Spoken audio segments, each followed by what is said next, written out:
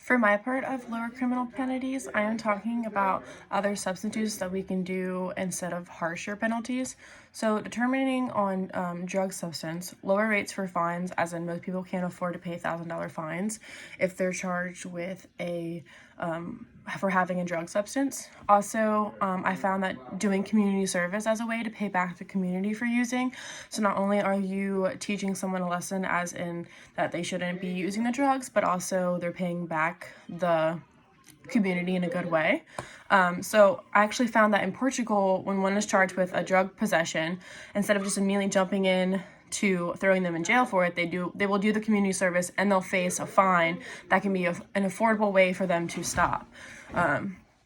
For alcohol, I found that instead of being placed with a DUI immediately, you'll be placed in a drunk tank that allows you to sit there for a few hours and sober up, and then allow you to really think about hey, if I was really placed in prison, this is what it would be like. And then you maybe would be faced with a fine as well, but it would be more like a lower standard instead of just being placed or charged with driving under the influence. And then both of those could also include points on your license for second and third offenses. So if this is your first offense and you're let off for more easily, but if it's your second or third offense, then you should have learned the first time, but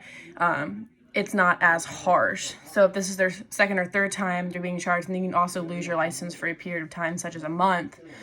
instead of possibly losing it for a year or being placed in jail for a year. And then everyone should also be required to participate in a program or a class that goes over alcohol and drug effects, so you not only have the education of it, but for next time not to make the same mistake.